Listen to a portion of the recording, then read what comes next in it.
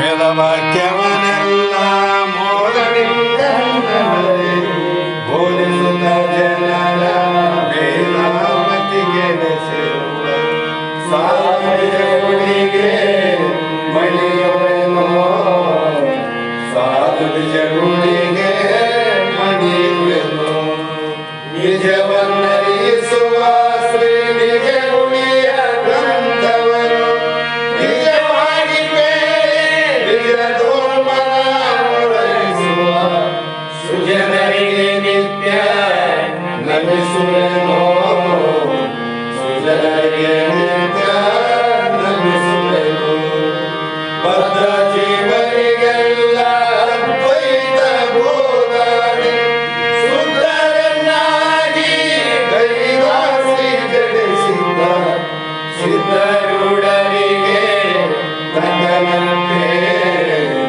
ಸಿದ್ಧರುಡರಿಗೆ ತನ್ನಂತೆ ಬಾಳ ಬಲ ವೇದಾಂತಕ್ಕೆ ಸರಿ ಬಾಳ ಗರ್ಜನೆ ಕೇಳುವನಕ ಬಾಳ ಮೂದಲಿರ್ಪವೇ ಶಾಸ್ತ್ರವೆಂಬುವರಿಗಳು ಬಾಳ ಶಕ್ತಿಯ ಸುವ ಗರ್ಜನೆ ಬಾಳ ಕೇಳಿದ ಬಳಿಕ ಕೂಗವು ಬಾಳ ಕೇಳಲು ಬೇಕು ವೇದ ಎಂಬ ಶಾಸ್ತ್ರವನ್ನು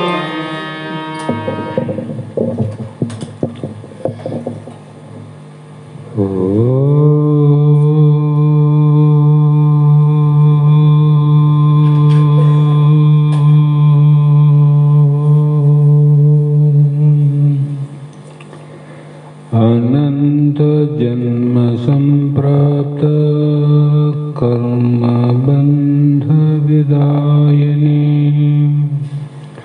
आत्मा ज्ञान प्रदानेन तस्मै श्री गुरुवे नमः।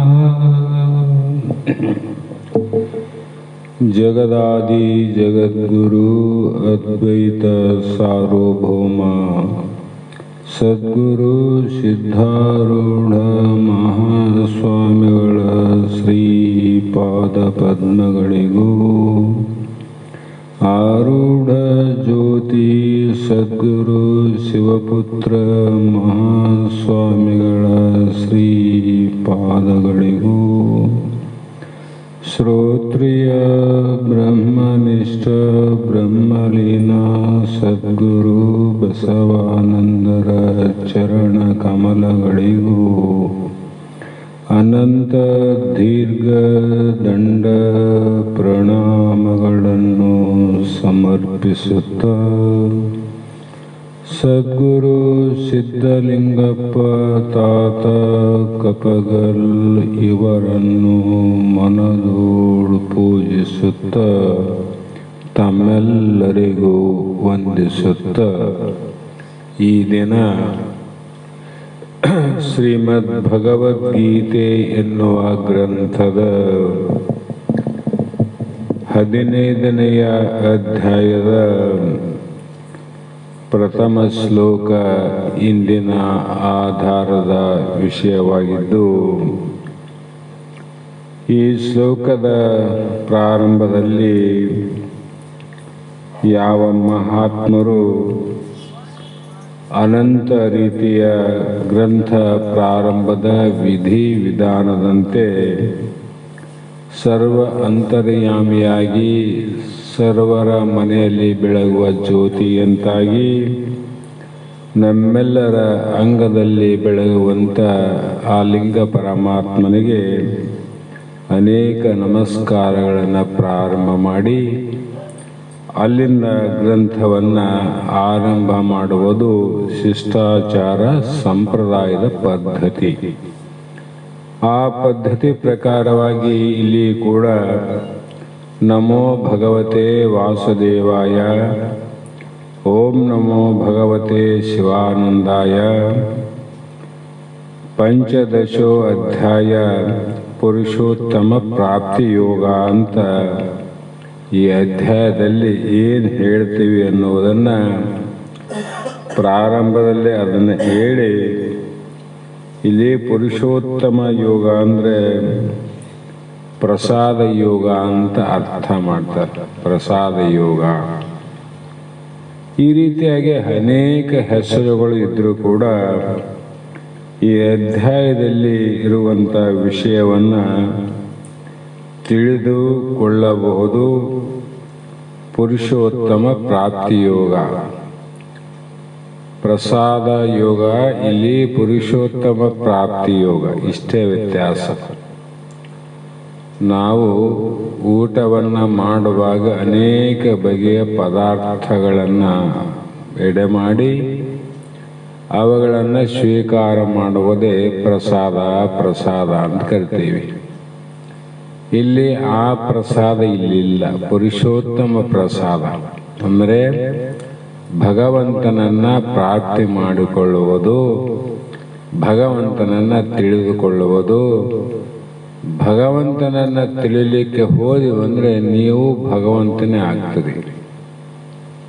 ಯಾರು ಭಗವಂತನನ್ನ ತಿಳ್ಕೊಂತಾರ ಅವರು ಭಗವಂತರೇ ಆಗ್ತಾನೆ ವಿನ ಭಗವಂತನಕ್ಕಿಂತ ಭಿನ್ನವಾಗಿ ತಿಳಿದುಕೊಳ್ಳೋದು ಏನು ಅಲ್ಲಿಲ್ಲ.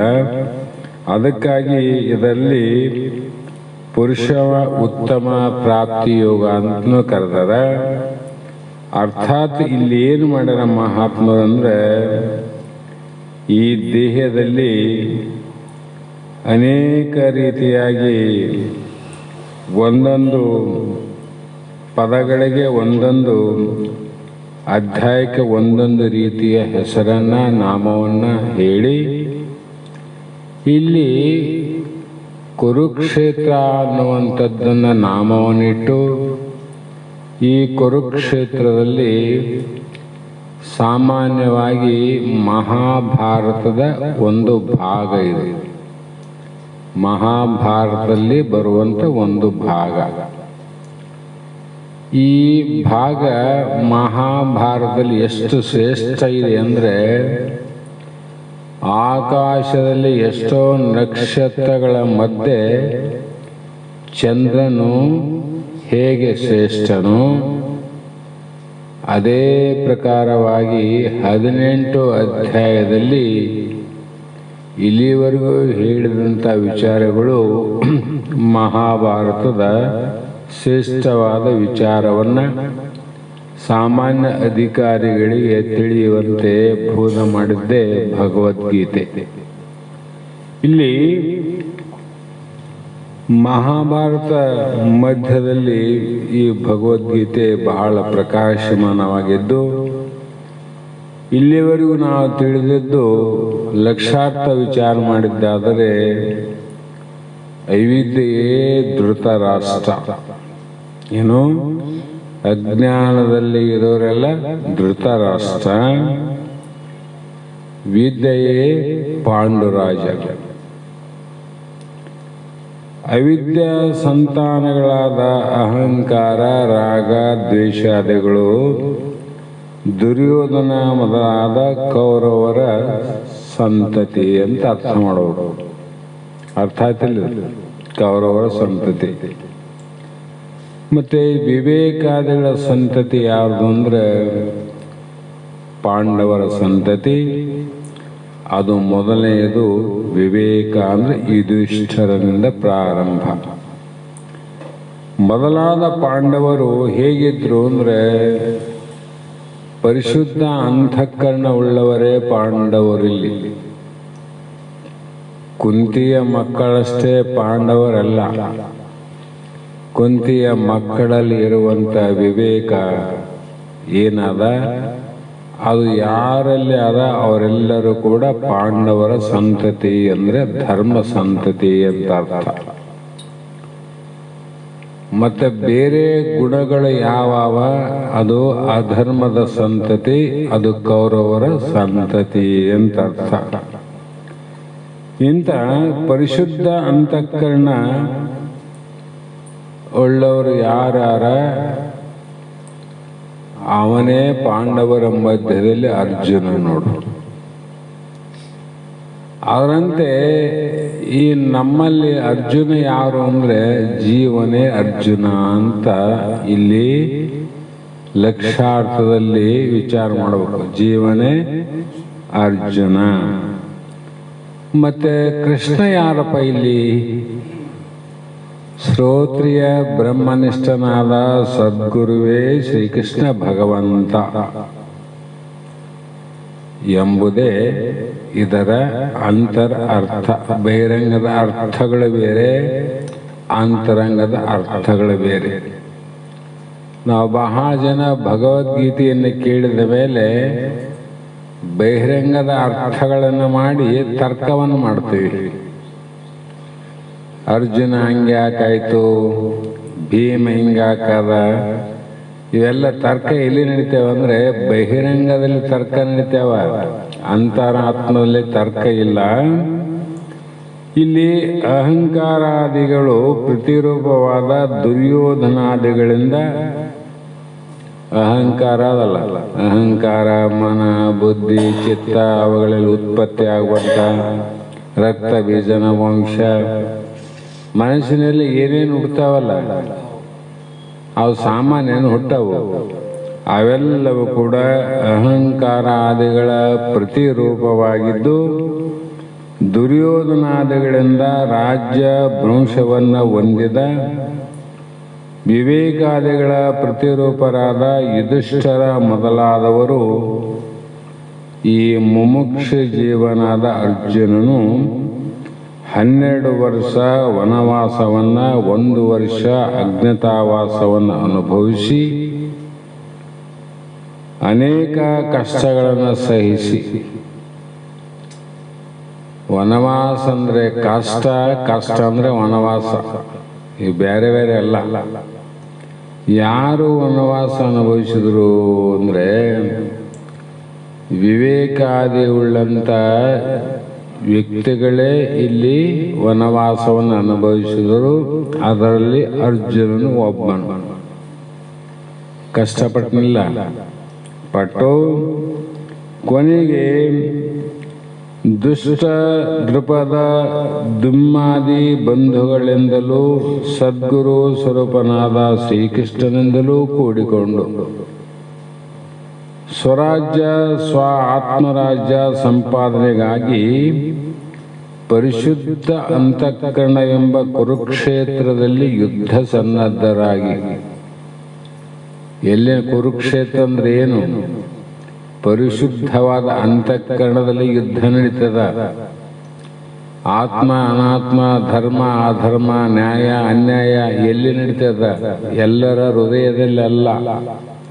ಯಾರ ಅಂತಃಕರಣ ಸ್ವಚ್ಛದ ನಿರ್ಮಲದ ಅಲ್ಲಿ ಇವೆಲ್ಲ ಯುದ್ಧ ನಡೀತದೆ. ಹೌದಲ್ರಿ? ಅಲ್ಲೇ ಹೇಳೋದು ಇವೆಲ್ಲ.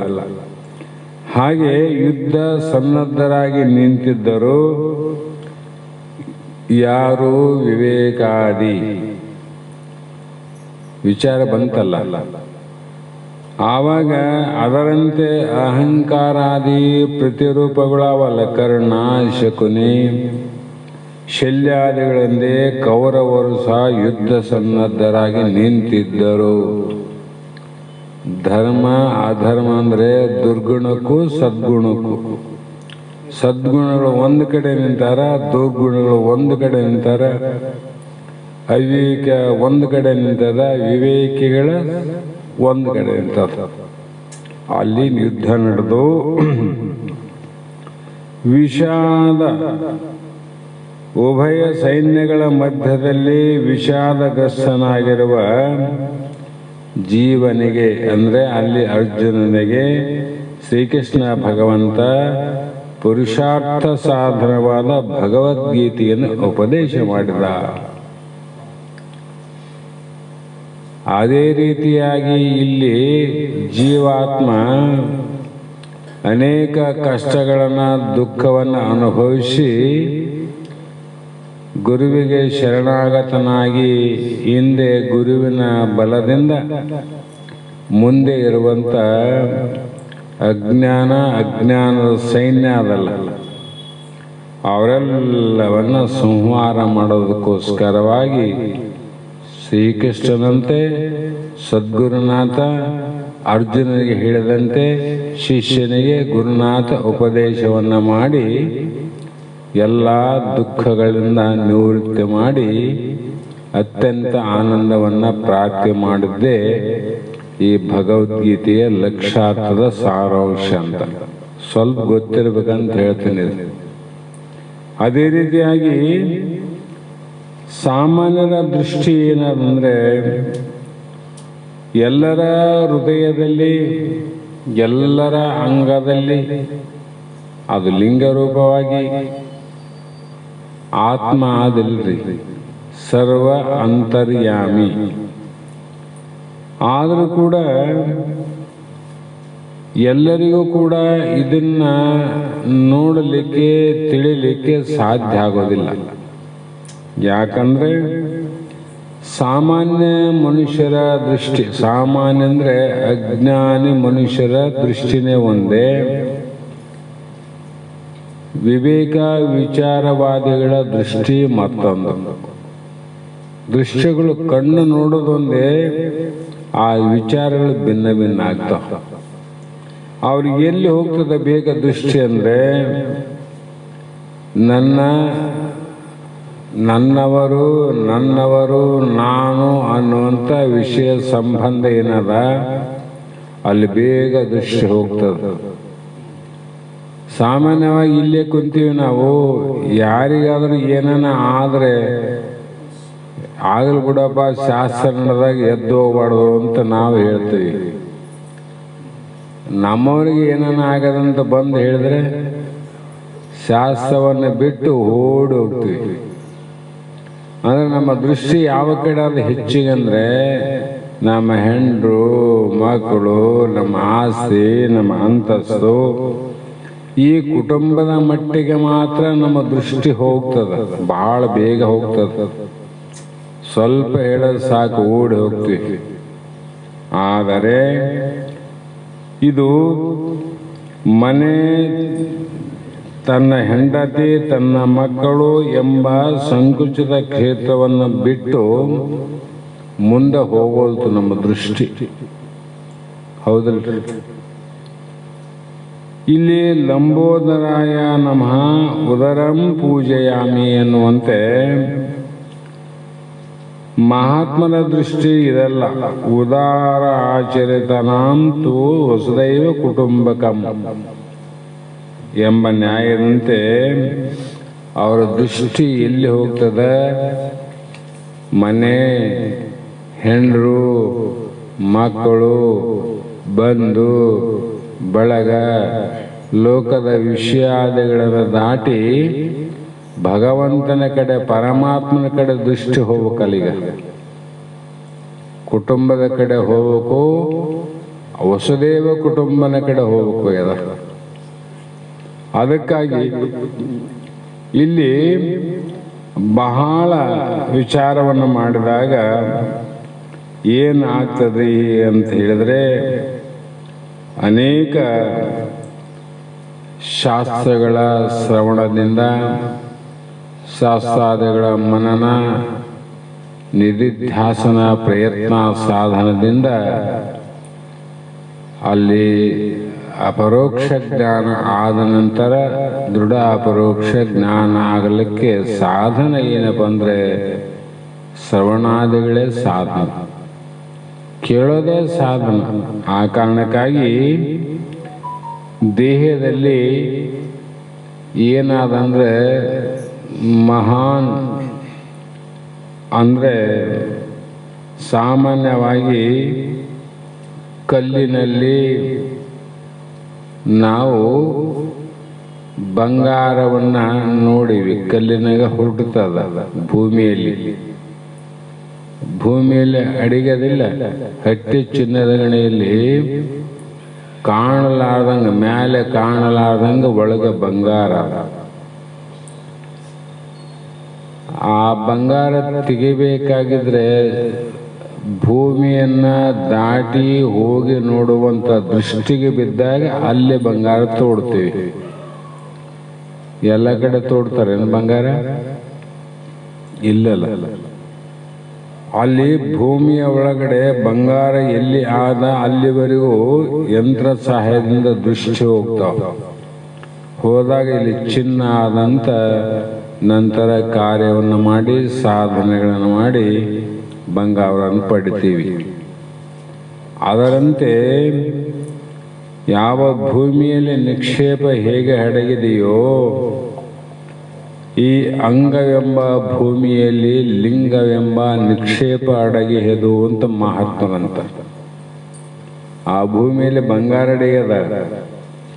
ಈ ಭೂಮಿ ಅಂಗ ಅಂದ್ರೆ ಶರೀರವೆಂಬ ಭೂಮಿಯಲ್ಲಿ ಲಿಂಗವೆಂಬ ನಿಕ್ಷೇಪ ಅಡಗಿದೆ ಅಂದರು. ಲಿಂಗ ಅಂದ್ರೆ ಏನು? ಪರಮಾತ್ಮ. ಲಿಂಗ ಅಂದ್ರೆ ಆತ್ಮ. ಲಿಂಗ ಅಂದ್ರೆ ದೇವರು ಅಂತ. ದೇವರು ಎಲ್ಲಿ ಅಡಿಗ್ಯಾನ ಅಂದ್ರೆ ಭೂಮಿಯಲ್ಲೇ ಬಂಗಾರ ಅಡಿಗ್ಯಾನ, ನಿನ್ನ ದೇಹದಲ್ಲೇ ಲಿಂಗ ಅಡಿಗ್ಯಾದ. ಅದನ್ನ ನೋಡಲು ಬಯಸುವವರು, ಬಂಗಾರ ನೋಡ್ಬೇಕಂತ ಬಯಕಿದ್ದವರು ತೋಡಬೇಕಲ್ಲ, ಅವನ್ನ ಸಂಸ್ಕಾರ ಮಾಡ್ಬೇಕಲ್ಲ. ಮತ್ತೆ ನಮ್ಮ ಅಂಗದಲ್ಲಿರುವಂಥ ಲಿಂಗವನ್ನು ನೋಡ್ತಕ್ಕಂಥವ್ರು ಏನು ಮಾಡಬೇಕು ಅಂದರೆ ಆ ಲಿಂಗವನ್ನು ನೋಡಬೇಕಾದ್ರೆ ಲಿಪಿ ಇಲ್ಲದೆ ಅಂಜನವಿಲ್ಲದೆ ಇದನ್ನು ನೋಡಬಾರದು ಅಂತ ಬರೋದು. ಮತ್ತೆ ಅಲ್ಲಿ ಕಂಡಲ್ಲಿ ಬಂಗಾರ ತೋಡ್ಲಿಕ್ಕೆ ಹೋಗೋದಿಲ್ಲ. ಎಲ್ಲಿ ಆದಂತ ಗೊತ್ತಾದ ತೋಡ್ತಾರ, ಅದು ಸಿಗ್ತದ. ಅದರಲ್ಲಿ ನಮ್ಮ ಅಂಗದಲ್ಲಿ ಅಡಗಿದ ಲಿಂಗವೆಂಬ ನಿಕ್ಷೇಪ ಅದಲ್ಲ ಪರಮಾತ್ಮ, ಅದನ್ನ ನೀನು ನೋಡಬೇಕಾಗಿದ್ದರೆ ಅದಕ್ಕೆ ಅಂಜನಾ ಸಿದ್ಧಿ ಇಲ್ಲದೆ ಲಿಪಿಯ ಬರಹವಿಲ್ಲದೆ ನೋಡಬಾರದು ಒಮ್ಮೆ ಅಂದ್ರವ್ರು. ನೀನು ಎಷ್ಟು ಸಲ ನೋಡಕೋದು ಸಿಗೋದಿಲ್ಲ ಅದು. ಆದ್ರೆ ಆ ಬಂಗಾರ ಒಂದಲ್ಲಿ ಸಿಕ್ಕರೆ ಮತ್ತೊಂದಲ್ಲಿ ಸಿಗದೇ ಆದ. ಎಲ್ಲ ಕಡೆ ಬಂಗಾರ ಸಿಕ್ಕಿದ್ರೆ ಬಡತನ ಇದ್ದಿಲ್ಲ. ಆದರೆ ಎಲ್ಲರ ಹೃದಯದಲ್ಲಿ ಮಾತ್ರ ಪರಮಾತ್ಮ ನೋಡಪ್ಪ. ಇಲ್ಲಿ ನೀನು ಪ್ರಯತ್ನ ಪಟ್ರೆ ಇಲ್ಲಿ ಸಿಗಲಿಲ್ಲ ಬಂಗಾರ ಅನ್ನಂಗಿಲ್ಲ. ಇಲ್ಲಿ ಪ್ರಯತ್ನ ಪಡೋ. ಹೆಂಗ ಪ್ರಯತ್ನ ಪಡೋ ಅಂದ್ರೆ ಲಿಪಿ ಇಲ್ಲದೆ, ಲಿಪಿಗಳಿರ್ತಾವ. ಇಂಥಲ್ಲಿ ಬಂಗಾರ ಇಂಥವ್ರು ಇಂಥ ದಿನ ಗಳಿಗೆಯಲ್ಲಿ ಇಟ್ಟಾರಂತ ಲಿಪಿ ಸಿಗಬೇಕು. ಲಿಪಿ ಸಿಕ್ಕ ತಕ್ಷಣ ಅಲ್ಲಿ ತೋಡಬಾರದು. ಮತ್ತೆ ಅಂಜನ ಸಿದ್ಧಿ ಉಳ್ಳವರು ಅಂಜನ ಹಾಕಿ ನೋಡ್ತಾರೆ. ನೋಡಿದಾಗ ಒಳಗಡೆ ಬಂಗಾರ ಆದಿಲ್ಲ ಅಂತ ಗೊತ್ತಾಗ್ತದೆ. ಅಂದ್ರೆ ಎರಡೂ ಬೇಕು. ಇಲ್ಲಿ ಲಿಪಿ ಅಂದ್ರೆ ಏನು? ವೇದಾಂತದ ಉಪನಿಷತ್ತುಗಳೇ ಲಿಪಿ. ವೇದಗಳ ಲಿಪಿ ಪಕ್ಕ ತಿಳ್ಕರಿ. ಅಂಜನಾ ಸಿದ್ಧಿ ಅಂದ್ರೆ ಏನು? ಬ್ರಹ್ಮನಿಷ್ಠ ಸದ್ಗುರುವಿಗೆ ಮಾತ್ರ ಸಿದ್ಧಿ ಗೊತ್ತದ. ಕಂಡವ್ರು ನೋಡ್ತು ಅಂತ ಹೋದ್ರೆ ದಿವಾಳಿಯಾಗಿ ಹೋಗ್ತಾರೆ. ಕಂಡವರು ನೋಡಿ ನೋಡಿ ಮತ್ತೆ ಏನಾಗ್ಯದ ನಮ್ಮ ಗತಿ ಅಂದ್ರೆ, ಅವರು ಮಹಾತ್ಮರು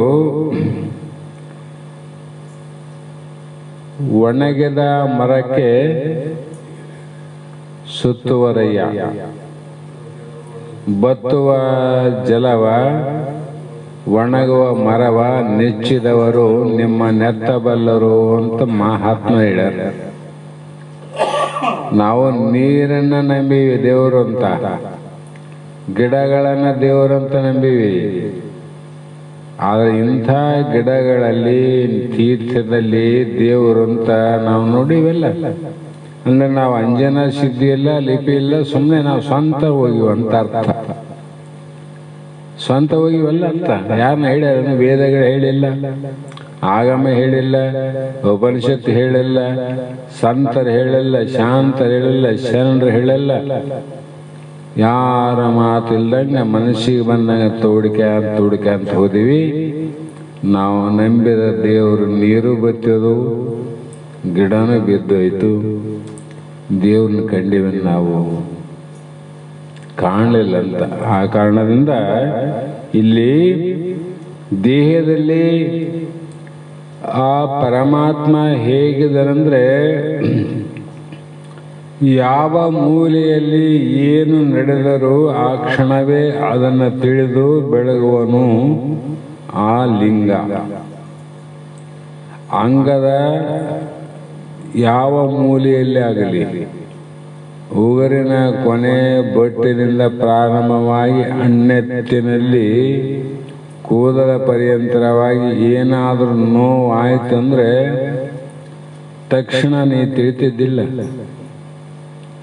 2 ದಿನ ಆದಮೇಲೆ 3 ದಿನ ಆದಮೇಲೆ ಅರ್ಥ ಆಗುತ್ತೆ ನಮಗೆ. ತಕ್ಷಣ ನೀ ತಿಳಿತಿದ್ದಂದ್ರೆ ಕಾಲಲ್ಲೂ ನೀನಿದ್ದಿ, ಕೂದಲಲ್ಲಿ ನೀನಿದ್ದಿ, ಪರಿಪೂರ್ಣವಾಗಿ ದೇಹದ ತುಂಬ ನೀನಿದ್ದ ಕಾರಣ ತಕ್ಷಣವೇ ಎಲ್ಲವನ್ನು ನೀ ತಿಳಿದಿದ್ದಿ. ಆ ತಿಳಿಯುವವನಿಗೆ ಇಲ್ಲಿ ಏನಂದ್ರು ಪುರುಷ ಅಥವಾ ಲಿಂಗ ಅಥವಾ ಆತ್ಮ ಪರಮಾತ್ಮ ಅಂತ ನಾವು ಅನ್ಬೇಕು. ಹೀಗೆ ಜೀವಾತ್ಮನೆಂದರೆ ಅರ್ಥ ಏನಪ್ಪ ಅಂದ್ರೆ, ಒಂದು ಮನೆ ಅದ, ಮನೆಯಲ್ಲಿ ಅನೇಕ ಸಾಮಾನು ತುಂಬ್ಯಾವ. ಆ ಸಾಮಾನುಗಳನ್ನೆಲ್ಲ ಆ ಮನೆಯ ಮಧ್ಯದಲ್ಲಿ ಇಟ್ಟಿರುವ ದೀಪ ಬೆಳಗ್ತದೆ. ಭಾಳ ಸಲ ವಿಚಾರ ಮಾಡಿವಲ್ಲ, ಈ ಮನೆಯಲ್ಲಿ ನಾವು ಅನೇಕ ಸಾಮಾನು ಅವ ನೋಡ್ರಿ. ಮಂಚ ಅದ, ಮೂರ್ತಿ ಅದ, ಫೋಟೋಗಳಾವ, ದೇವ್ರಾವ, ನಾವಿವಿ ನೀವಿವಿ, ಮತ್ತೆ ಇನ್ನೂ ಕುರ್ಚಿ ಅವ, ಬೇಕಾದ ಸಾಮಾನುಗಳಾವ. ಎಲ್ಲ ಸಾಮಾನುಗಳು ನಮಗೆ ಕಾಣ್ತಾವಂದ್ರೆ ಅದ ಒಂದು ಪ್ರಕಾಶದಿಂದ ಕಾಣ್ತಾವಿನ, ಇಲ್ಲಂದ್ರೆ ಮಂಚ ಗೊತ್ತಾಗ್ತಿದ್ದಿಲ್ಲ, ದೇವ್ರು ಗೊತ್ತಾಗ್ತಿದ್ದಿಲ್ಲ, ನಾವು ಗೊತ್ತಿಲ್ಲ, ನೀವು ಗೊತ್ತಿಲ್ಲ. ಒಂದೇ ದೀಪ ಮನೆಯೊಳಗಿನ ಎಲ್ಲ ಸಾಮಾನುಗಳನ್ನು ಬೆಳಗ್ತದ, ಅಂದ್ರೆ ತಿಳಿತದಂತ ಅರ್ಥ. ಅಂತೆ ಹೃದಯ ಕಮಲ ಮಧ್ಯದಲ್ಲಿ ಇರುವಂತ ಆ ದೀಪ ಏನದ ಜ್ಞಾನದ ಜ್ಯೋತಿ ನಿನ್ನ ಅಂಗಾಲಿನಲ್ಲಿ ಏನಾದ, ಅಣ್ಣೆತ್ತಲ್ಲಿ ಏನಾದ ಎಲ್ಲವನ್ನು ತಿಳಿತದಂತ, ಅದಕ್ಕೆ ಜ್ಯೋತಿ ಅದು. ಹೀಗೆ ಕಾಲಿನಲ್ಲಿ ಮುಳ್ಳು ನೆಟ್ಟರು, ಬೆನ್ನಿನಲ್ಲಿ ಹುಳ ಹರಿದಾಡಿದರು, ಮತ್ತೆ ತಲೆನೋವಾದರೂ, ಹೊಟ್ಟೆ ಹಸಿದರು, ದೇಹದ ಒಳಗೆ ಹೊರಗೆ ನಡೆಯುವುದೆಲ್ಲ ತಿಳಿದುಕೊಳ್ಳುವವನು ಪುರುಷ ಅಂತ ಅರ್ಥ. ಪುರುಷ ಅಂದ್ರೆ ಜೀವ. ಪುರುಷ ಅಂದ್ರೆ ಗಂಡು ಅಂತ ಅರ್ಥ ಮಾಡಂಗಿಲ್ಲ, ಹೆಣ್ಣು ಅಂತ ಅರ್ಥ ಮಾಡಂಗಿಲ್ಲ. ಯಾವ ದೇಹವೇ ಆಗಲಿ ಅದರ ತುಂಬೆಲ್ಲ ತುಂಬಿರೋನು ಯಾರು ಅಂದ್ರೆ ಜೀವಾತ್ಮನು ಅಂತ. ಪರಮಾತ್ಮ ಜಗತ್ತಿನ ತುಂಬ ಹೇಗೆ ತುಂಬೆನ ಅದಂತೆ ಜೀವಾತ್ಮ ದೇಹದ ತುಂಬ ಅವನೇ ಅನ, ಇಲ್ಲಿಲ್ಲ ಅನ್ನಂಗಿಲ್ಲ. ಯಾಕಂದ್ರೆ ಪರಿಪೂರ್ಣ ಅಂತ ಆಗಲ್ಲ. ಪರಿಪೂರ್ಣ ಅಂದಾಗ ಎಲ್ಲೋ ಒಂದು ಕೈಲಾಸದಲ್ಲಿ ಅರಮನೆಯನ್ನು ಕಟ್ಟಿಕೊಂಡು ಪರಮಾತ್ಮ ಇರುವನೆಂದು ಪೇಳುವರು. ಬಹಳ ಮಂದಿ ಹೇಳ್ತಾರೆ ಪರಮಾತ್ಮ ಏನಪ್ಪ, ರಾಷ್ಟ್ರಪತಿ ದೆಹಲಿಯ ರಾಷ್ಟ್ರಪತಿ ಭವನದಲ್ಲಿ ಹೇಗೆ ಇದ್ದಾನೋ ಅದರಂತೆ ಕೈಲಾಸದಲ್ಲಿ ಪರಮಾತ್ಮ ಆನಂತ ಕೆಲವರು ಹೇಳ್ತಾರೆ. ಆ ಮಾತು ಒಪ್ಪಬೇಕಾಗ್ತೇನು? ಏಕದೇಶಿ ವಾಸಿಕನಾದಂತ ಒಂದು ಊರಲ್ಲಿ ಒಂದು ಜಾಗದಲ್ಲಿ ಆನಂತ ಅರ್ಥ ಆಯ್ತು. ಅಂದ್ರೆ ಪರಿಪೂರ್ಣವಾದ ಪರಮಾತ್ಮನನ್ನ ನಾವು ಅಪೂರ್ಣ ಮಾಡಿದಂಗೆ ಆಗ್ತಿಲ್ಲ. ಹಾಗಾಗಿ ಇಲ್ಲಿ ಪುರುಷರಲ್ಲಿ ಉತ್ತಮನು ಪುರುಷೋತ್ತಮನು ಅಂದರೆ ಮಯಾ ತದ್ವಿದಂ ಸರ್ವಂ ಜಗದ್ವ್ಯಕ್ತ ಮೂರ್ತಿನ ಅಂತ ಅರ್ಥ. ಹಾಗೆ ಈ ಪ್ರಮಾಣದಿಂದ ಪರಮೇಶ್ವರನು ಹೇಗಪ್ಪ ಅಂದ್ರೆ ಸರ್ವವ್ಯಾಪಕ ಅಂತ ಅರ್ಥ ಆಯ್ತಲ್ಲ. ಕೈಲಾಸಗಷ್ಟಿಲ್ಲಪ್ಪ, 14 ಲೋಕ ತುಂಬ್ಯಾನವನು. ಅದರಂತೆ ಇಲ್ಲಿಯೂ ಕೂಡ ನೀ ತಿಳ್ಕೊಂಡು ಏನು ಮಾಡು ಅಂದ್ರೆ, ಗೀತೆಯಲ್ಲಿ ಅನಂತ ತತ್ವಮಸಿ ಮಹಾವಾಕ್ಯದ ಬೋಧದಿಂದ ನಮಗೇನು ಹೇಳಿದ್ರು, ನೀನೇ ಪರಮಾತ್ಮನೆಂದು ತೋರಿಸಿ ಆಗ ನಾವು ಪರಮಾತ್ಮನನ್ನ ಪ್ರಾಪ್ತಿ ಮಾಡಿಕೊಂಡೆವೆಂದು ಸಾರಿ ಹೇಳಬೇಕಾಗಿಲ್ಲ. ಪರಮಾತ್ಮನ ಪ್ರಾಪ್ತಿ ಮಾಡಿಕೊಳ್ಳುವಂತೆ ಹೇಳದೇ ಬೇಕಾಗಿಲ್ಲ. ಯಾಕಂದ್ರೆ ಕುಂತಿ ಕುಮಾರನಾದ ಕರ್ಣ ದೃಷ್ಟಾಂತ ಕೇಳಿರಲ್ಲ. ಕ್ಷತ್ರಿಯತ್ವವನ್ನು ಶ್ರೀಕೃಷ್ಣನು ಹೊಸದಾಗಿ ಪ್ರಾಪ್ತಿ ಮಾಡಲಿಲ್ಲ ಕರ್ಣನಿಗೆ. ಕ್ಷತ್ರಿಯತ್ವ ಹುಟ್ಟುತ್ತಲೇ ಕ್ಷತ್ರಿಯನಾಗೆ ಹುಟ್ಟೇನ ಅವನು. ಶ್ರೀಕೃಷ್ಣ ಹೇಳಿದಾಗ ಕ್ಷತ್ರಿಯನಾದನೇನು ಮೊದಲೇ ಇದ್ದ, ಮರೆತಿದ್ದ, ಈಗ ನೆನಪನ್ನು ಮಾಡಿಕೊಂಡ. ನಾನು ಶೂದ್ರನಲ್ಲ ಕ್ಷತ್ರಿಯನಂದ ನೋಡು ಅಷ್ಟೆ. ಆವಾಗ ದೇಹ ನಾನಲ್ಲ ಆತ್ಮ ನಾನಂತ ತಿಳ್ಕೊಂಡ. ಎಷ್ಟೊತ್ತು ಬೇಕು? ಪೂರ್ಣ ಯಾವಾಗ ಆಗ್ತದ ತಿಳ್ಕರ್ರಿ. ಈ ಪೂರ್ಣ ದೃಢ ಅಪರೋಕ್ಷದ ಏನು ಜ್ಞಾನದ ಲಾಭ ಯಾವಾಗ ಆಗ್ತದ, ಯಾವಾಗಿದ್ದು ಸಾಧನೆ ಪೂರ್ಣ ಮುಗಿತದ ಅಂತ ವಿಚಾರ ಮಾಡಿದ್ರೆ, ಅಜ್ಞಾನ ಅವಸ್ಥೆಯಲ್ಲಿ ದೇಹವೇ ನಾನಂತ ಎಷ್ಟು ದೃಢ ಜ್ಞಾನ ನೋಡ್ರಿ. ದೃಢ ಅದಲ್ಲ. ಆವ ಕಾಲದೋಳು, ಆವ ದೇಶದೋಳು, ಮತ್ತಾವ ವಸ್ತುವಿನೋಳು ಎಡೆವರೆಯದೆ ಅತಿಮಮತೆ ಅಂತ ಹೇಳಿರಲ್ಲ. ತನ್ನ ಮೇಲಿರ್ಪದು ಅದರಂತೆ ಮಳೆಗಾಲ ಬಂದ್ರೂ ನಮ್ಮ ದೇಹ ಮರ್ತಿಲ್ಲ, ದೇಹ ನಾನಂತ ಮರ್ತಿಲ್ಲ. ಚಳಿಗಾಲ ಬಂದ್ರೆ ದೇಹ ನಾನಂತ ಮರ್ತಿಲ್ಲ. ಬೇಸಿಗೆ ಬಂದ್ರು ದೇಹ ನಾನಂತ ಮರ್ತಿಲ್ಲ. ಹೌದಲ್ರಿ?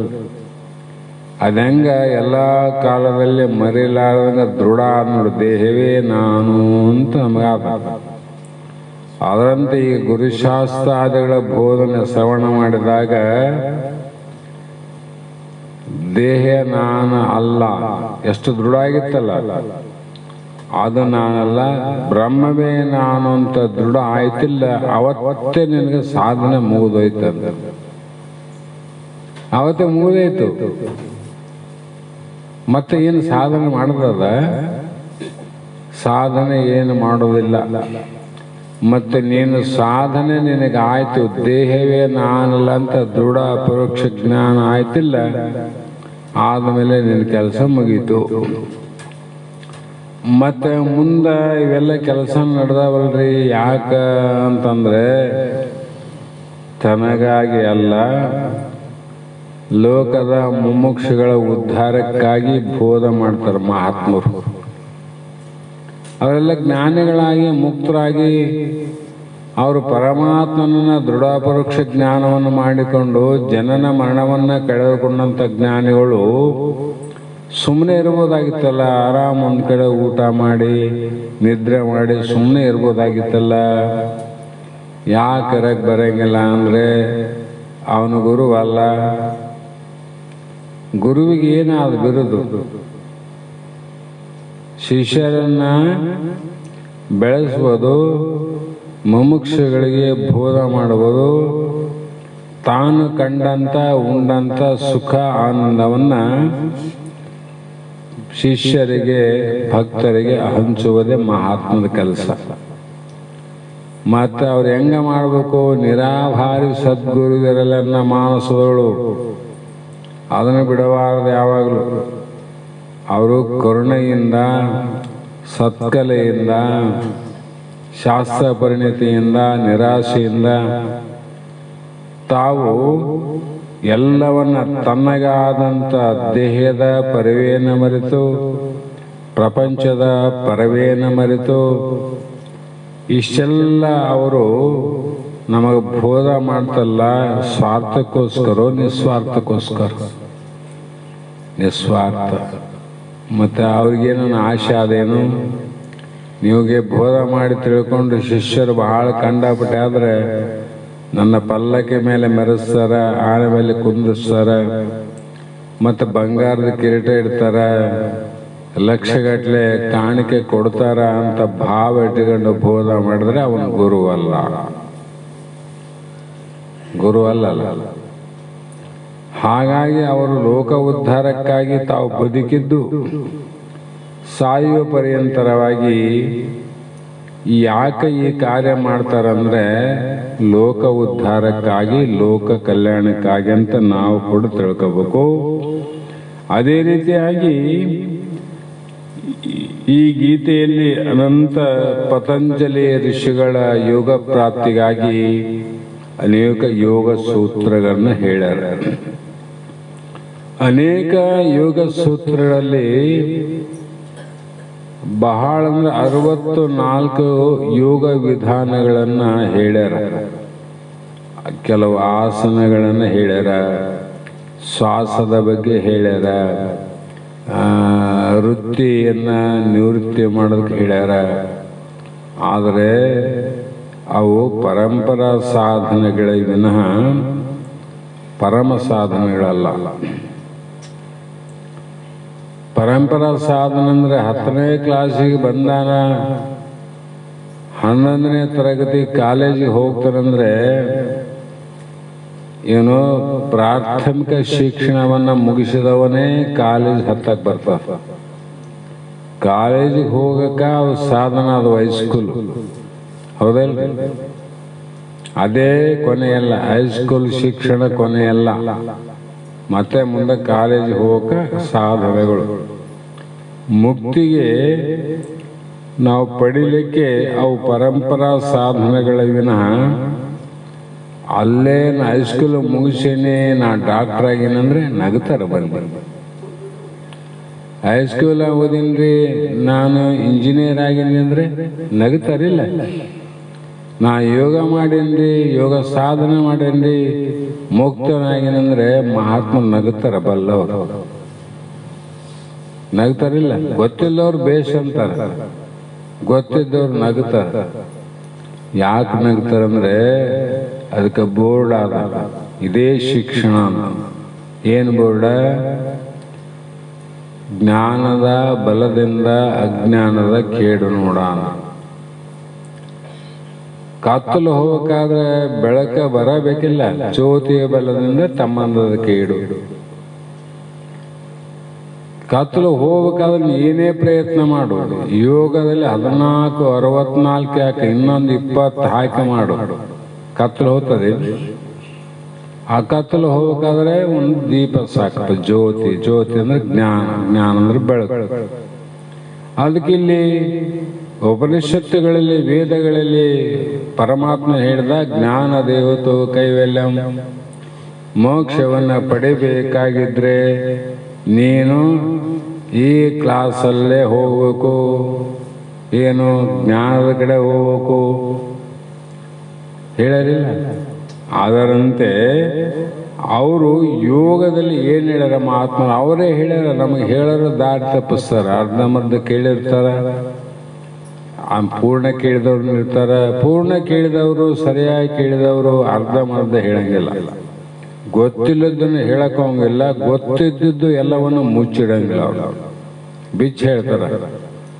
ಅವರು ಯೋಗ ಚಿತ್ತ ವೃತ್ತಿ ನಿವೃತ್ತಿ ಯೋಗಶ್ಯ ಯೋಗ ಅಂತ ಪತಂಜಲಿ ಮಹರ್ಷಿಗಳು ಬರೆದಾರ.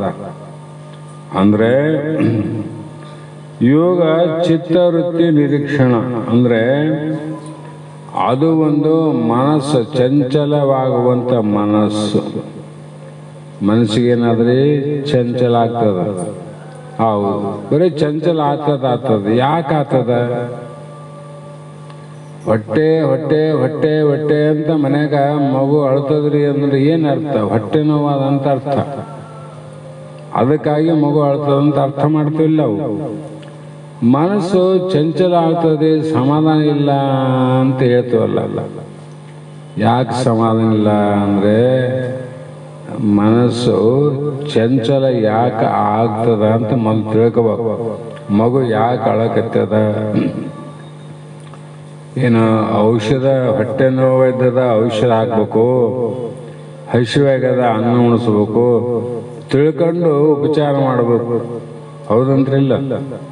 ಹಸಿವಾದಾಗ ಔಷಧ ಹಾಕೋದು, ಹೊಟ್ಟೆ ಬೇನಾದಾಗ ಅನ್ನ ಉಣಿಸಿದ್ರೆ ಮತ್ತಿಷ್ಟು ಅಳ್ತದ, ಮತ್ತಿಷ್ಟು ಅಳು ಜಾಸ್ತಿ ಆಗ್ತದ. ಅದಕ್ಕೆ ಮನಸ್ಸು ಯಾಕೆ ಚಂಚಲ ಆಗ್ತದ ಅಂತಂದ್ರೆ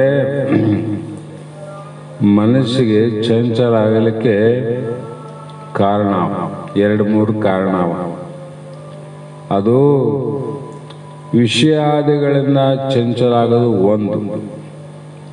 ಒಂದು ವಿಷಯಾದಿಗಳಿಂದ, ಶಬ್ದ ಸ್ಪರ್ಶ ರೂಪ ರಸ ಗಂಧದ ನಾಮರೂಪಾತ್ಮಕ ವಿಷಯಗಳನ್ನು ಪದಾರ್ಥಗಳನ್ನು ಮೆಚ್ಚಿ ಅವುಗಳನ್ನು ಬಯಸಿ ಅದು ವಿಕ್ಷೇಪ ದೋಷ. ಅದು ಮನುಷ್ಯನಲ್ಲಿ ಚಂಚಲ ದೋಷ ಅದ.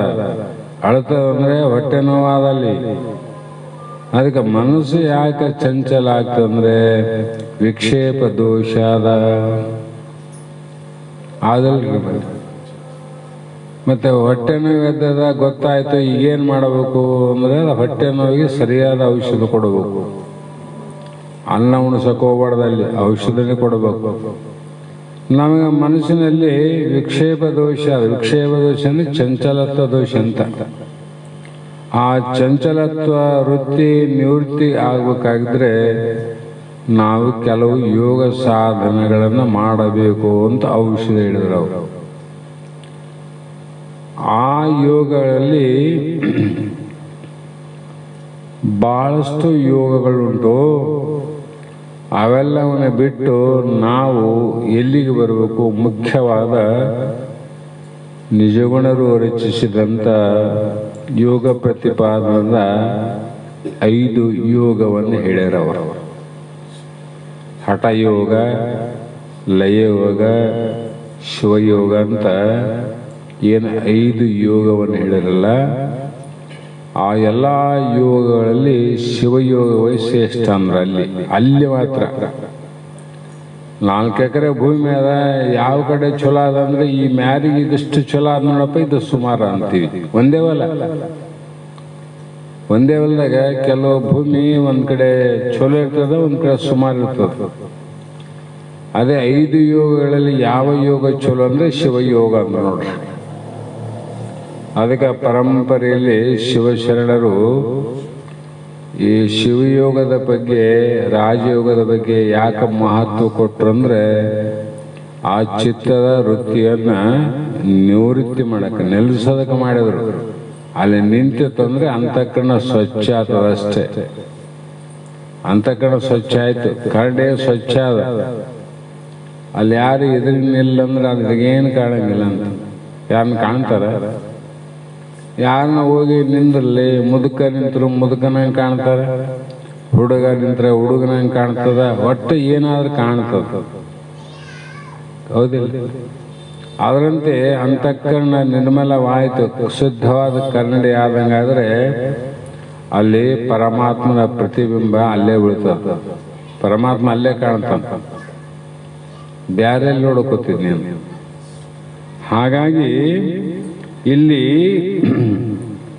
ಅದು ಒಂದು ಯುಕ್ತಿ ಅಂದ್ರೆ ಮನಸ್ಸನ್ನ ಕಟ್ಟಿ ಹಾಕಲಿಕ್ಕೆ ಅದೊಂದು ಉಪಾಯ. ಯೋಗ ಅದು ಉಪಾಯ. ಅದು ದಾಟಿದ ಮೇಲೆ ಮತ್ತೆ ಹೋಗ್ಬೇಕು, ಜ್ಞಾನಕ್ಕೆ ಹೋಗ್ಬೇಕು, ಮತ್ತೆ ಜ್ಞಾನದೇವು ಕೈವಲ್ಯ. ಜ್ಞಾನದಿಂದಲೇ ಮೋಕ್ಷ ನೋಡ್ರಿ. ಹಾಗಾಗಿ ಇಲ್ಲಿವರೆಗೂ ಅನಂತ ವಿಚಾರಗಳನ್ನ ಮಹಾತ್ಮರು ಹೇಳ್ತಾ ಬಂದ್ರು. ಇವತ್ತಿನ ದಿನ 15ನೆಯ ಅಧ್ಯಾಯ ಪ್ರಾರಂಭದ ಮೊದಲನೇ ಶ್ಲೋಕ ಯೋಗದ ಬಗ್ಗೆ ಹೇಳುವಾಗ ಮೊದಲು ಊರ್ಧ್ವಮೂಲಂ ಅಧಶಾಖಂ ಅಶ್ವತ್ಥಂ ಪ್ರಾಹು ಅವ್ಯಯಂ ಛಂದಾಸಿ ಯಶ್ಯ ಪರ್ಣಾನಿ ಯಶಂ ತಮ್ ವೇದಸ ವೇದವಿತ್ತು ಅಂತ ಅಲ್ಲೊಂದು ಶ್ಲೋಕದ ಅಭಿಪ್ರಾಯ ಹೇಳ್ತಾರೆ. ಏನಂದ್ರೆ, ಏ ಆದಿಪುರುಷನಾದ ಪರಮಾತ್ಮನೇ, ನಾರಾಯಣನೇ ಅಥವಾ ಭಗವಂತನೇ, ಏನು ಕರೆದ್ರು ಚಂದನೆ. ಪರಮಾತ್ಮಗ ಒಬ್ಬರು ವಿಷ್ಣು ಅಂದ್ರು, ಒಬ್ಬರು ಶಿವ ಅಂದ್ರು, ಒಬ್ಬರು ಲಿಂಗ ಅಂದ್ರು, ಒಬ್ಬರು ಪರಮಾತ್ಮ ಅಂದ್ರು.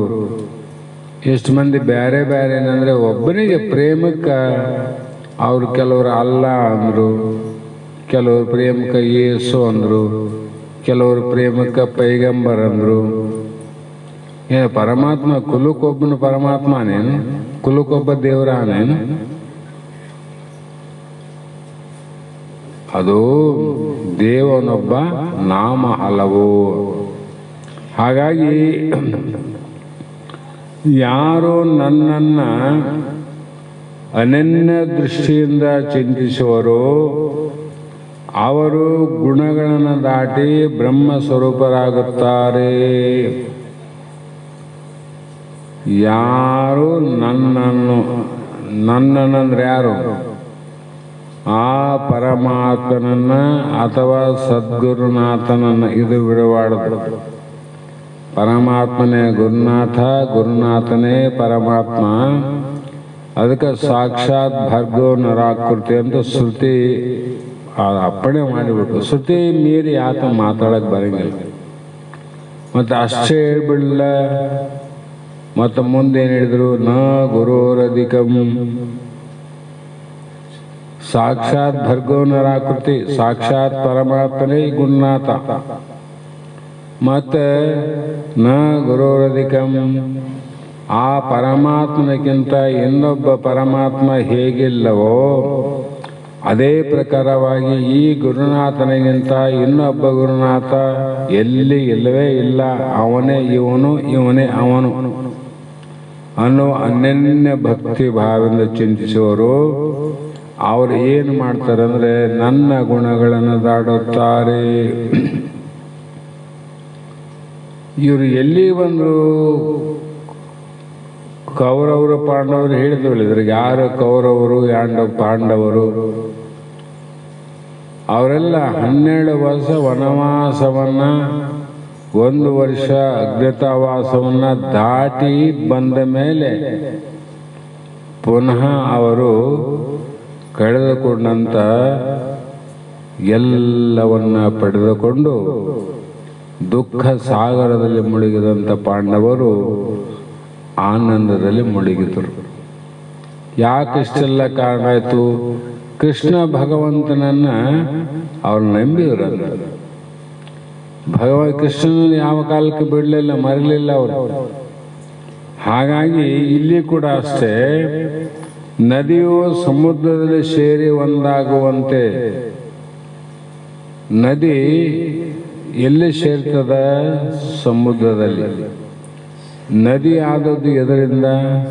ಸಮುದ್ರದಿಂದ. ಇದು ಬಿಡಬಾರದು. ಸಮುದ್ರದ ನೀರೇ ಬೇಸಿಗೆ ಕಾಲದಲ್ಲಿ ಸೂರ್ಯ 333 ಕಿರಣದಿಂದ ಎಳೆದು ತಡೆದು ಮತ್ತೆ ಬಿಟ್ಟಾಗ ಅದೇ ಮಳೆಯ ನೀರು ಎಲ್ಲಿ ಬಿದ್ದು? ಭೂಮಿಯ ಮೇಲೆ ಬಿದ್ದು ಅದು ಚರಂಡಿಯಲ್ಲಿ, ತಗ್ಗಿನಲ್ಲಿ, ಬಾವಿಯಲ್ಲಿ, ಹಳ್ಳದಲ್ಲಿ, ಕೆರೆಯಲ್ಲಿ ಹರಿದು ನದಿಯನ್ನು ಸೇರಿದು. ಹೌದಲ್ಲ? ಅಂತ ಸಮುದ್ರ ನೀರ ನದಿಯಾಗ ಬಂತಿರು ಬೇರೆ ಅವ. ಸಮುದ್ರದಲ್ಲಿ ಹುಟ್ಟಿ ಸಮುದ್ರದಲ್ಲಿ ಬೇರ್ಪಟ್ಟು ಈಗ ಹಳ್ಳ ಆಯಿತು, ಕೆರೆ ಆಗಿ ಎಲ್ಲಾಗಿ ನದಿ ಆಯಿತು. ನದಿಯಾಗ ಸಮಾಧಾನ ಆದಕ್ಕೆ ಸಮಾಧಾನ ಇಲ್ಲ. ಸಮಾಧಾನ ಆಗ್ಬೇಕಾಗಿತ್ತಲ್ರಿ.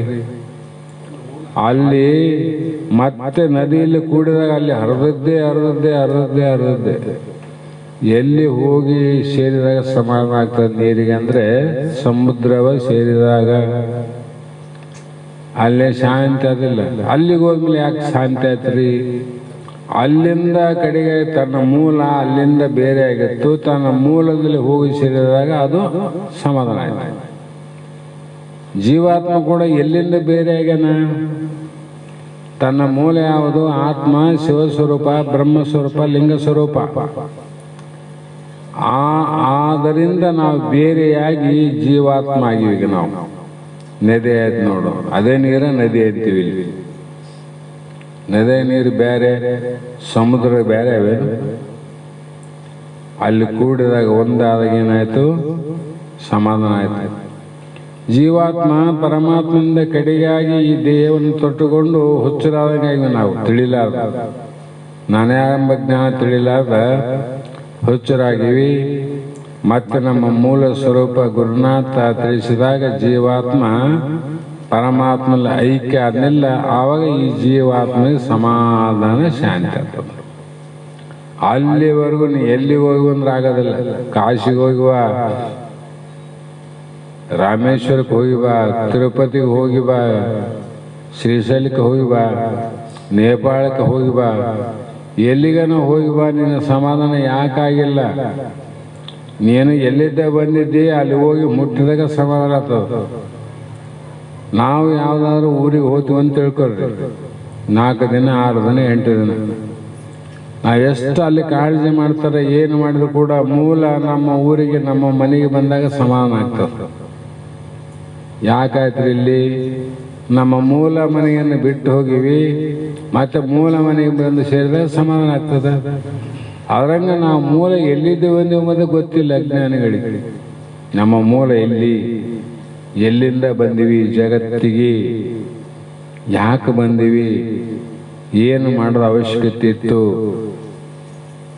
ಮತ್ತೆ ಯಾಕೆ ನಾವು ಈ ದೇಹವನ್ನು ಬಿಟ್ಟ ಮೇಲೆ ಎಲ್ಲಿ ಹೋಗ್ತೀವಿ, ಯಾವ ಗೊತ್ತು ಗುರಿ ಇಲ್ಲದ ಸುಮ್ಮನೆ ಒತ್ತ ಗಮನ ಮಾಡಿ 60 ವರ್ಷ 70 ವರ್ಷ 80 100 ವರ್ಷ ಬರೇ ಇದಕ್ಕೆ ಕಳೆದವಿ ವಿನಃ ನಮ್ಮ ಸ್ವರೂಪವನ್ನು ನಾನ್ಯಾರಮ್ಮ ತಿಳ್ಕೋಲ್ಲ. ಅಂದ್ರೆ ನಮ್ಮಂತ ಅಜ್ಞಾನ ಯಾರಂತ ಎಲ್ಲಾನು ಕೇಳ್ತೀವಿ. ನೀನು ಯಾರಪ್ಪ, ಈತೆ ಯಾರಪ್ಪ, ಆತ ಯಾರಪ್ಪ, ಆಕೆ ಏನಾಗಬೇಕು, ಈಕೆ ಏನಾಗಬೇಕು, ಆತ ಈ ಎಲ್ಲ ಒಬ್ಬರನ್ನ ಬಿಡಂಗಿಲ್ಲ. ಕಣ್ಣಿಗೆ ಬಿದ್ದವನ್ನೆಲ್ಲ ಕೇಳ್ತೀವಿ, ಯಾರು ನೀವಂತ.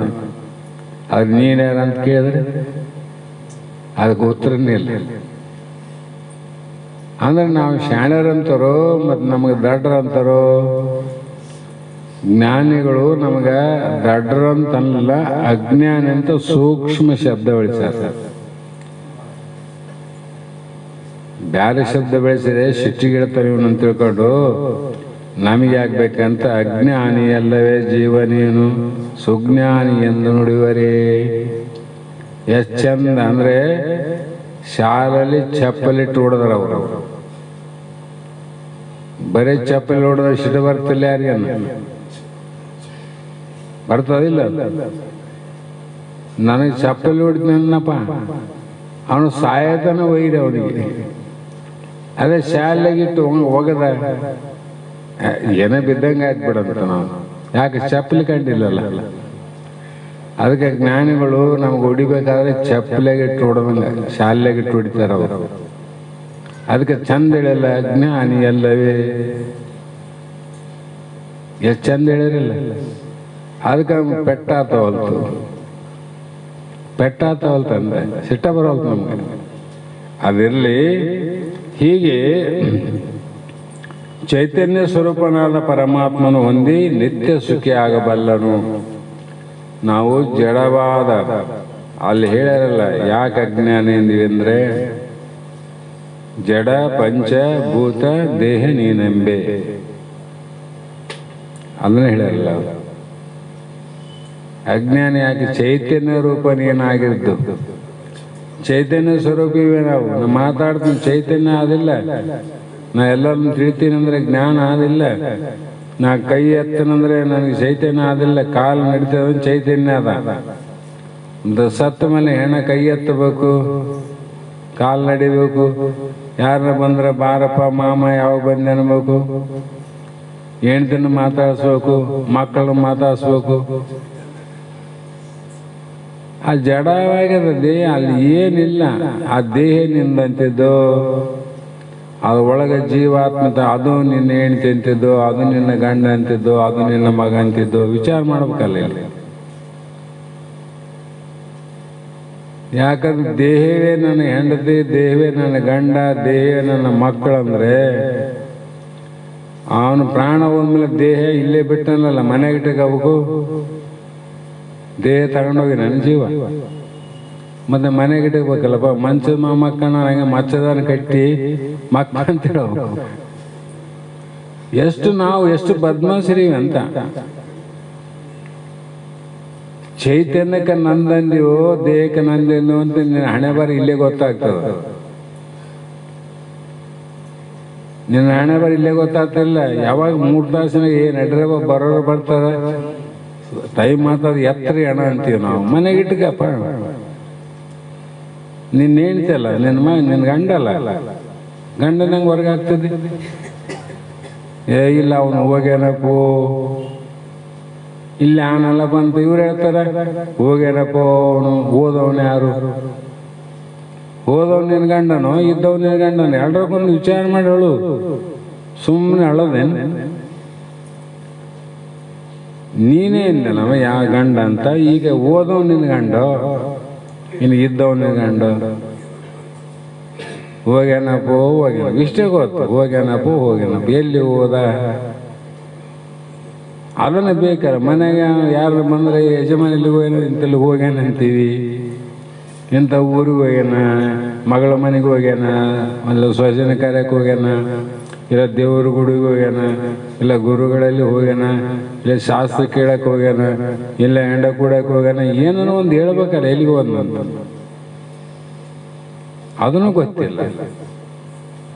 ಅವನು ಓದವನಿಗೂ ಗೊತ್ತಿಲ್ಲ, ಹೋಗ್ಯಾನಂತ ಅಳೋರಿಗೂ ಗೊತ್ತಿಲ್ಲ. ಸುಮ್ಮನೆ ಅಳೋದು ಬಿಟ್ಟಿಲ್ಲ. ಇದಕ್ಕೇನಂದ್ರೆ ಮಹಾತ್ಮನು ಕುಟಿಲ ಪ್ರಪಂಚ. ಹಾಗಾಗಿ ಬ್ರಹ್ಮ ಪ್ರಾಪ್ತಿಯಿಂದ ಏನು? ನಿತ್ಯ ಸುಖವೆಂದರೆ ಮೋಕ್ಷವೆಂದ ಅರ್ಥ. ನಮ್ಗೆ ಎಂಥ ಆನಂದ ಆಗ್ಬೇಕಂದ್ರೆ ಅತ್ಯಂತ ದುಃಖ ನಿವೃತ್ತಿ, ಪರಮಾನಂದ ಪ್ರಾಪ್ತಿ. ಅತ್ಯಂತ ದುಃಖ ಯಾವುವು? ನಾ ಸಾಯ್ತೀನಿ ಎನ್ನುವ ಏನು ಭಯ ಅದಲ್ಲ, ಆ ಭಯದಂತ ದುಃಖ ಮತ್ತೊಂದು ಯಾವುದಿಲ್ಲ, ಯಾವ ಮಹಾರಾಜನೂ ಇಲ್ಲ. ದೊಡ್ಡ ದುಃಖ. ಈಗೇನಾಗಬೇಕು? ಆ ದುಃಖ ನಿವೃತ್ತಿ ಆಗ್ಬೇಕಾದ್ರೆ ನಾ ಸಾಯೋದಿಲ್ಲ ಅಂತ ಅರ್ಥ ಆಗ್ಬೇಕು ನನಗೆ. ಅವಾಗ ದುಃಖ ಹೋಗ್ತದೋ ಸುಮ್ಮನೆ ಹೋಗ್ತದೋ? ಹಾಗಾಗಿ ವಿವಿಧ ವಿಷಯಗಳ ಮೇಲೆ ಮಾಯಾ ಪ್ರತಿಬಂಧಕ ಏನದ ನಮ್ಮ ಮೇಲೆ ಆಚಾರ ಮಾಡ್ಯದ. ಆ ಮಾಯವನ್ನು ಹಿಡಿದು ಹೊರಟ್ರೆ ನಮಗೆ ಮತ್ತೆಷ್ಟು ಮೋಹನೆ ಆಗ್ತದೆ. ಆ ಮೋಹ ಏನು ಮಾಡ್ತಂದ್ರೆ ಮೋಹಯವ ಮಹಾಮೃತ್ಯು. ನಮಗೆ ಅವ್ರು ಏನು ದುಃಖ, ಎಣ ದುಃಖ ಕೊಟ್ಟಿಲ್ಲ, ಮೋಹ ದುಃಖ ಕೊಟ್ಟ. ನಾವ್ಯಾರು ನಮ್ಮ ಸತ್ರ ಭಾಳ ದುಃಖ ಆಗಿದೆ. ಮಂದಿ ಸಾಯ್ತಿರಲ್ಲ, ಯಾಕೆ ಆಗ್ಬಾರ್ದು ದುಃಖ?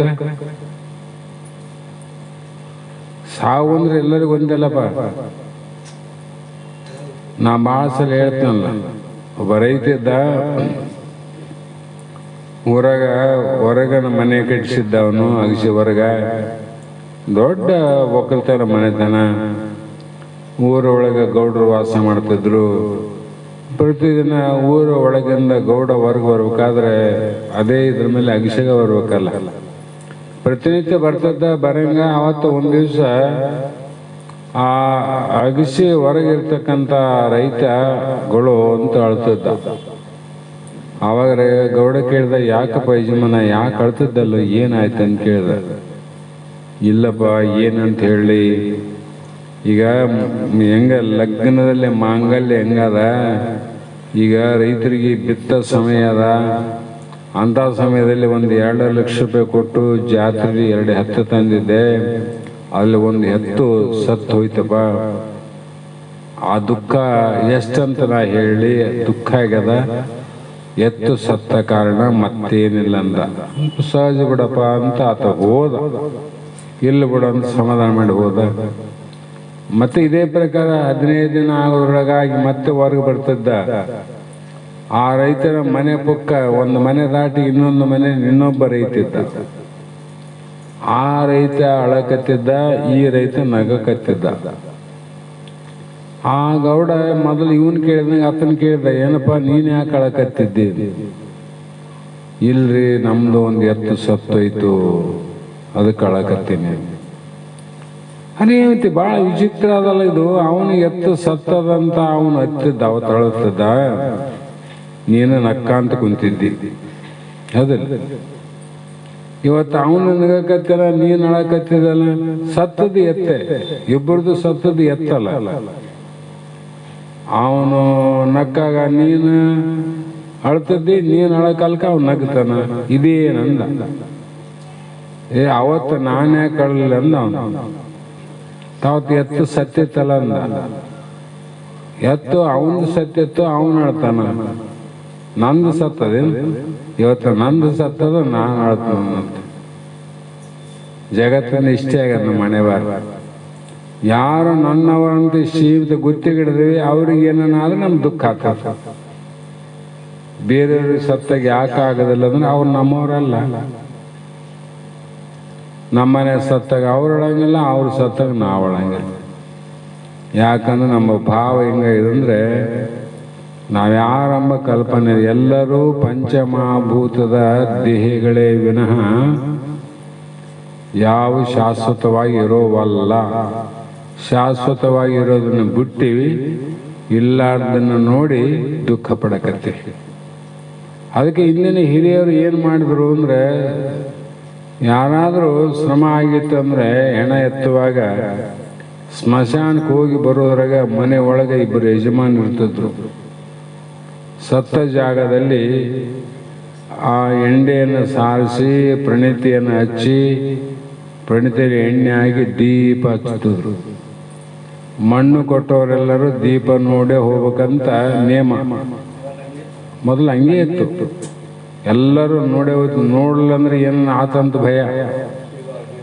ಹೆಬ್ಬಳ್ಳಿನಲ್ಲಿ ಎಣ್ಣೆ ಸ್ವಲ್ಪ ತಟ್ಟಿ ದೀಪ ನೋಡಿ ಹೋಗೋದು. ಅದ್ರ ಅರ್ಥ ಏನಂತ ಅವರು ಮೊದಲವರು ಅದೇನು ನಾವು ಓದದ್ದು ಸುಳ್ಳಾದ, ಇದ್ದದ್ದು ಕರೆ ಅದ. ಜ್ಯೋತಿ ಅಂದ್ರೆ ಜೀವ, ದೇಹ ಹೋಗ್ಯದ, ಜೀವ ಇಲ್ಲೇ ಆದ ಅಂತ ಹೇಳಕ್ಕೋಸ್ಕರ ತಿಳಿಲಾರ್ದ ಅಜ್ಞಾನಿಗಳು ಅವಾಗ ಅರ್ಥ ಆಗಲ್ಲ ಅಂತ ಅದು ಸೌಜ್ಞೆ ಮಾಡಿಟ್ರು. ಎಲ್ಲಿ ಹೋಗಿಲ್ಲ, ಇಲ್ಲೇ ಆದಂತ ಸೂಚನೆ ಅದ. ನಾವು ದೀಪ ನೋಡಿ ನಮಸ್ಕಾರ ಮಾಡೋದ ಕಲ್ತೀವಿ, ನಾವು ಅರ್ಥ ತಿಳ್ಕೊಳ್ಳಲ್ಲ. ಅರ್ಥ ಆಗಿಲ್ಲ ಅದ್ರಾಗ. ಹೋದದ್ದು ಪಂಚಮಹಾಭೂತ ದೇಹ, ಇದ್ದದ್ದು ಸಚ್ಚಿದಾನಂದ ಸತ್ವ ಚಿತ್ತ ನಿತ್ಯಾನಂದ ಪರಮಾತ್ಮ. ಅವನಿಗೆ ಸಾವಿಲ್ಲ, ಸಾಯೋದಿಲ್ಲ, ಎಲ್ಲಿ ಹೋಗೋದಿಲ್ಲ, ಇಲ್ಲೇ ಆನ. ಅದನ್ನು ನೋಡ್ರಿ ಅಂತೇಳಿದ್ರು. ಓದದ್ದು ನೋಡ್ರಾಕತ್ತಿದ್ವಿನ ಇದ್ದದ್ದು ನೋಡಿ ಸಂತೋಷ ಪಡೋರು ಯಾರು ಅಂದ್ರೆ ಜ್ಞಾನಿಗಳಿಗೆ ಗೊತ್ತಾಯ್ತೈತೆ. ಇದ್ದದ್ದನ್ನು ನೋಡಿ ಸಂತೋಷ ಪಡ್ತಾರೆ, ಓದೋದನ್ನು ನೋಡಿ ಎಂದು ದುಃಖ ಪಡೋದಿಲ್ಲ. ಈ ರೀತಿಯಾಗಿ ಈ ಒಂದು ಕಾಣುವ ಪ್ರಪಂಚದ ಮೇಲೆ ನಮಗೆ ವೈರಾಗ್ಯ ಬರಬೇಕು. ವೈರಾಗ್ಯ ಬರ್ಬೇಕಂದ್ರೆ ಏನು? ವಿಚಾರ ಮಾಡಬೇಕು, ಯಾವುದು ಸತ್ಯ, ಯಾವುದು ನಿತ್ಯ. ಆತ್ಮ ಅನಾತ್ಮ ವಿಚಾರ ಮಾಡಿದಾಗ ಮಾತ್ರ ಈ ಮೋಹ ಅನ್ನುವುದು ನಷ್ಟ ಆಗ್ತದೆ. ಆವಾಗ ಈ ಮುಂದಿನ 15ನೇ ಅಧ್ಯಾಯದ ಅದರಲ್ಲಿ ಪ್ರಾರಂಭ ಆಗಲಿಕ್ಕೆ ಯೋಗ್ಯ ಪುರುಷನಾಗುತ್ತಾರೆ ಅನ್ನೋ ಮಾತನ್ನು ಹೇಳ್ತಾ, ನಾಳೆಗೆ ಯಾವ ಮುಂದಿನ ಶ್ಲೋಕವನ್ನು ಆಧಾರವಾಗಿಟ್ಟುಕೊಂಡು ವಿಚಾರ ಮಾಡೋಣ ಅನ್ನುವಂಥ ಮಾತನ್ನು ಹೇಳ್ತಾ, ಸಮಯ ಆದ ಕಾರಣ ಇವತ್ತಿನ ಶಾಸ್ತ್ರದ ವಾಕ್ಪುಷ್ಪಗಳನ್ನು ಗುರುಪಾದಕ್ಕೆ ಸಮರ್ಪಿಸಿ ನಾವು ನೀವು ಧನ್ಯರಾಗೋಣ ಅನ್ನೋ ಮಾತನ್ನು ಹೇಳ್ತಾ ಮಂಗಲವನ್ನು ಹೇಳ್ರಿ. ಆರತಿ ಬೆಳಗುವೆನೋ ನಾನೊಂದು, ಆರತಿ ಬೆಳಗುವೆನೋ ಜ್ಞಾನದ ಬೆಳಕು ನೀಡುವ ಗುರವಿಗೆ. ಆರತಿ ಬೆಳಗುವೆನೋ, ಆರತಿ ಬೆಳಗುವೆನೋ ನಾನೊಂದು, ಆರತಿ ಬೆಳಗುವೆನೋ ಜ್ಞಾನದ ಬೆಳಕು ನೀಡುವ ಗುರವಿಗೆ. ಆರತಿ ಬೆಳಗುವೆನು ಉದಯ ಕಾಲದಲ್ಲೆದ್ದು ನಾನೊಂದು ಜ್ಞಾನದ ಋತಿ ಮಾಡಿ. ಉದಯ ಕಾಲದಲ್ಲೆದ್ದು ನಾನೊಂದು ಜ್ಞಾನದ ಋತಿ ಮಾಡಿ. ಒಸಗಿದ ಬುದ್ಧಿಗೆ ಭಕ್ತಿಯ ಮಾಡಲು ಆರತಿ ಬೆಳಗುವೆನೋ, ಆರತಿ ಬೆಳಗುವೆನೋ ನಾನೊಂದು, ಆರತಿ ಬೆಳಗುವೆನೋ ಜ್ಞಾನದ ಬೆಳಕು ನೀಡುವ ಗುರವಿಗೆ. ಆರತಿ ಬೆಳಗುವೆನು, ಆರತಿ ಬೆಳಗುವೆನೋ ನಾನೊಂದು, ಆರತಿ ಬೆಳಗುವೆನೋ ನಾನೇ ನೀನು, ನಾನೇ ನಿನಗೊಂದು, ಆರತಿ ಬೆಳಗುವೆನೋ.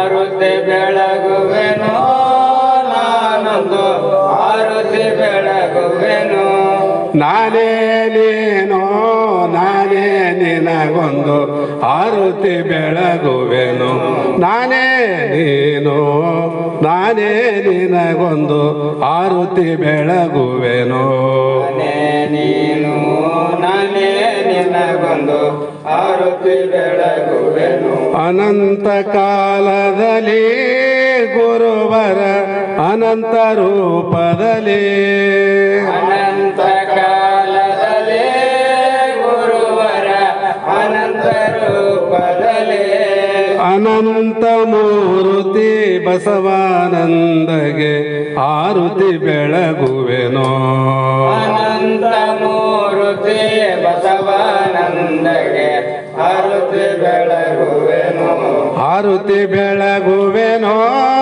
ನಾನೊಂದು ಆರುತಿ ಬೆಳಗುವೆನೋ ಜ್ಞಾನದ ಬೆಳಕು ನೀಡುವ ಗುರವಿಗೆ ಆರುತಿ ಬೆಳಗುವೆನೋ ಆರುತಿ ಬೆಳಗುವೆನು ಹರ ಓಂ ಚೈತನ್ಯಂ ಶಾಂತಂ ಯೋಗಾತೀತಂ ನಿರಂಜನಂ ನಾದಬಿಂದುಕರಾತೀತಂ ತಸ್ಮೈ ಶ್ರೀ ಗುರವೇ ನಮಃ ಶ್ರೀಮಜ್ಜಗದ್ಗುರು ಸಿದ್ಧಾರೂಢ ಜೈ ಶ್ರೀ ಸದ್ಗುರು ಶಿವಪುತ್ರ ಸ್ವಾಮಿ ಮಹಾರಾಜ್ ಕಿ ಜೈ ಶ್ರೀ ಸದ್ಗುರು ಬಸವಾನಂದ ಸ್ವಾಮಿ ಕಿ ಜೈ ಶ್ರೀ ಸದ್ಗುರು ಅಭಿನವ ಮಹಾರಾಜ್ ಕಿ ಜೈ सकल साधु संत महाराज की जय।